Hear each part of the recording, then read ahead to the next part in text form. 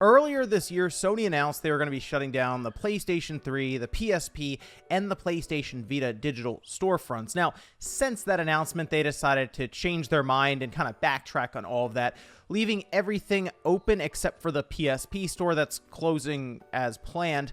But the Vita was going to be shut down for the storefront 10 years after it had debuted back in like 2011. And I had thought about doing a video going over the storefront before it closed down, and I decided I'm still going to do that here, mostly because I still see people online who are unaware of just how incredible the PlayStation Store is on the Vita when it comes to, really, I would say, the older retro games with like the PS1 and the PSP. Some titles on here that are available are ridiculous when it comes to pricing here digitally versus physically online. Guys, if you enjoy these videos, make sure that like button helps out a ton. And if you're new here to the Spawn Wave channel, make sure you subscribe down below. So I was trying to think of different ways to kind of capture the footage here, and I decided I would use a splitter, which there are some splitters that will pull and rip the HDCP protection off of a signal, and I realized, hey, I have that PlayStation Vita TV, so let's browse the PlayStation Vita storefront on a PlayStation Vita TV, something I don't think a lot of people are doing right now anyway. So I was a little curious how the storefront itself looks currently on a system that Sony barely supported when it first released. So this is the main menu here when you turn on the Vita TV. And I can use a DualShock 4 here to navigate around. This is the white Japanese model, so that's where circle is like select and cross is cancel or go back. So let's go into the PlayStation Store here. I set up an account just for this video. Now, when you sign into the PlayStation Store here on the Vita, it really wasn't supported much at all, and they kind of forgot about it, because if I go to like new releases as an example here on the Vita TV, I think the last new releases that they had, it's like 2018, but there have been games that have come out even like this year on the Vita, and if I search for them, they will come up. Let me see. I know there was like I think it was Abraxa. Yeah. So this is one that came out, Abraxa 2, and yeah, this came out, I believe, this year. So, like, this, for example, is available. It's just not updated on the initial new releases tab when you sign in. And even, like, the featured games, when you first get onto the store, are from 2015, 2014, and all of this. I mean, there are still some great games here to pick up on the Vita through the storefront. Some of them are, I think, better priced than others. But, like, if you look at the... At least for this TV that I'm using, they don't even have like the images on the left where like A through D has the image A, hyphen D. They don't have them for any of the others. It literally just says missing image. So like Sony mentioned, they were going to shut down the storefront, and you kind of see the writing on the wall because there was barely any support anyway when it comes to just kind of maintaining the store in general. Now, some of these games are a lot cheaper digitally because the physical Vita market has just exploded online, mostly because it's difficult to find any of these games now. Obviously, in stores, you'd have to go through used markets on eBay or any of that. But, I mean, a lot of them are still a bit like Freedom Wars is one of my favorite Vita games, and it's available here for 15 bucks. It is really funny, though, to blow up like the different screenshots here on the TV, because you start stretching out kind of the base resolution that the Vita supports, and yeah, it starts looking pretty blurry, but it looks fine on the Vita screen itself. But Freedom Wars was a great one. Having Final Fantasy X, X-2 HD Remastered as a portable game back then was really cool. Again, though, you kind of blow them up. But still, this is a game that was awesome. Obviously, it's available on places like the Switch now. Something else that was really funny about the Vita storefront, and I guess they just never did anything about it, was that in order to see the space you needed for when you would buy a game, you basically have to download it. You'd have to buy it and then see, because it'll tell you, unless they put it in the title. And that's kind of what a lot of these companies seem to do, like Final Fantasy X, X-2 HD Remaster, and they have parentheses 6.6 gigabytes. They didn't have like a spot down here, from what I remember, where they would tell you like how large the game was. And there are some where that just wasn't the case. Like they didn't put it in the title at all. Like God of War Collection PS Vita, 15 bucks, by the way, awesome deal. Just says full game. Like it doesn't at all tell you how big the game is. And that was kind of annoying because I remember at one point I had the Vita and I had a small memory card. I think it came with a 4 GB card, and I very quickly figured out as I was trying to buy different games on the digital store that I could barely install any of them. I think I could install one at a time for some of these larger games, and I didn't know until I had already bought it. Like Jak and Daxter Collection here, full game is 3 GB.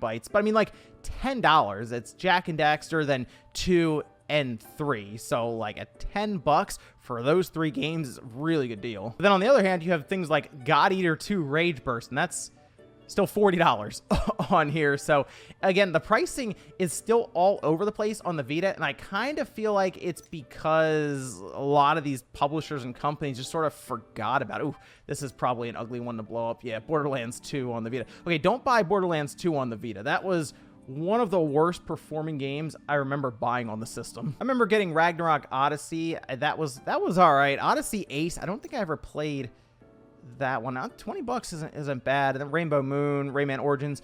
Like I said, there were a lot of really cool games to have portably. Even Resident Evil Revelations 2, as we now have it on things like the Switch. I mean, at this time, it was super impressive to be able to have this on the go with you on the Vita. But there's another one they don't tell you how large it is. I have a strong feeling this is a pretty big game because it includes episodes 1 through 4. I mean, seriously, having a 64 GB memory card on the Vita was a really big deal back then. I mean, it's quite a bit of money to do that. Oh, look, Resogun. It's been a while since I've played Resogun, but an absolute pickup here on the Vita, definitely. They have a nice little free-to-play section here, too, which is mostly just 3 games, Break Quest, Imaginstruments, and then Zen Pinball 2. I think Zen Pinball 2 is free just because they sell you extra tables and all of this. They also have, like, themes. Oh, there you go. And apps, which, wow, it still has Crunchyroll and whatever Live Tweet is, but it still has Crunchyroll. They used to have, like, YouTube and Netflix, but those have been removed from the platform since then. I don't know, licensing or who knows there. Just overall support. They decided to just pull those down. But Crunchyroll's still there. But now I want to take you to what is my favorite section of the Vita store by far, and that is the classics section.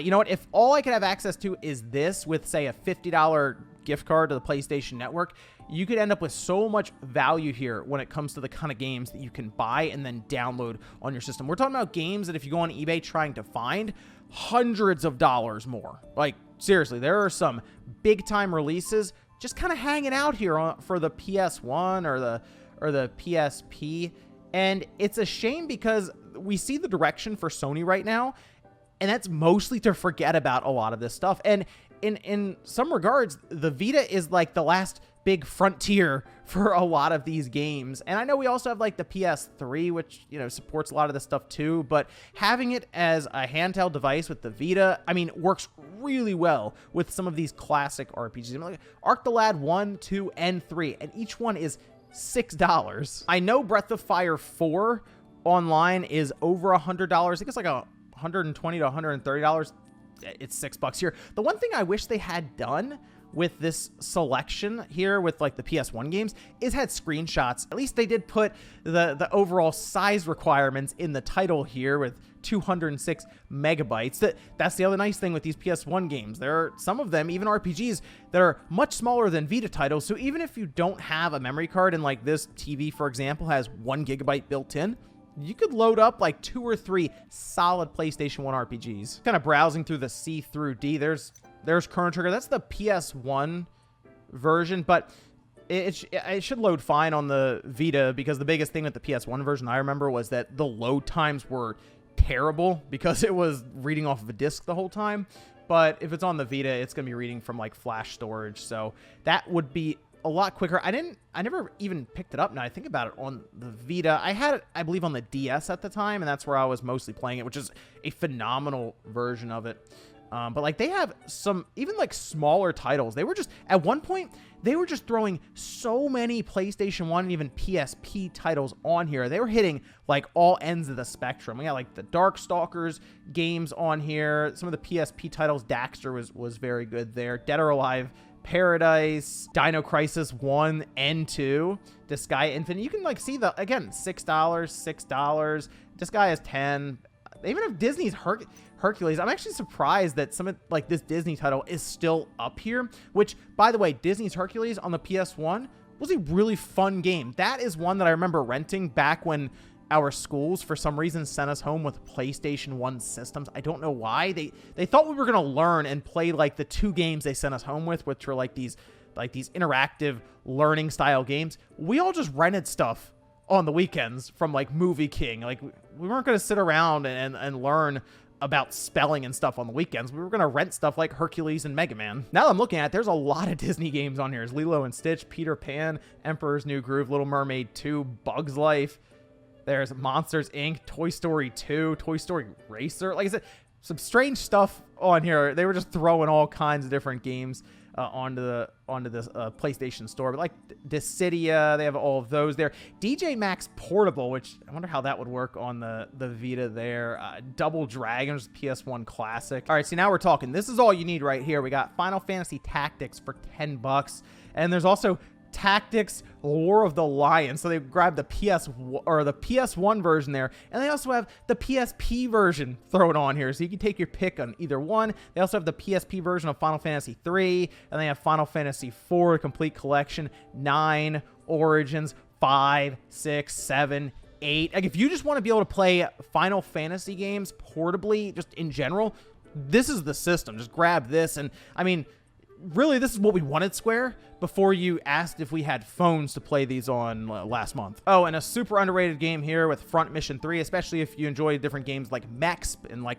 the strategy RPGs. One I would certainly look into. And then I have a bunch of different Gex games here. Oh, and they had a couple of Grand Theft Auto games on here as well, Liberty City Stories, and even Chinatown Wars, which they reworked going from the DS to the PSP. So there is something kind of strange about the PlayStation Store here on the Vita, and that has to do with some games just not being listed for some reason when you're going through and browsing, and you have to know to search for it. Like, we can see a bunch of different Mega Man titles here. They also have like Metal Gear Solid VR Missions, but I specifically remember them having some of the Mega Man X titles, and I was like, why aren't they listed here? So I went up here and just went to search, and I punched in Mega Man X, and it does come up with a couple of those Mega Man X titles. I think at one point they had added all of them, and I don't know if Capcom decided that they didn't want them up anymore, but like X4 and X5 are right here, and you can go in and you can buy them. And I remember picking up, I think, X4 and X5, but they just disappeared off of the store for some reason. So I don't know what the deal was. Even Mega Man Legends isn't listed there, or Mega Man 8 or Legends 2. And like Legends 2 online right now is very expensive. Here, I mean, it's $10. And this is one where they even did have screenshots. Like I had mentioned before that we didn't really see a lot of screenshots.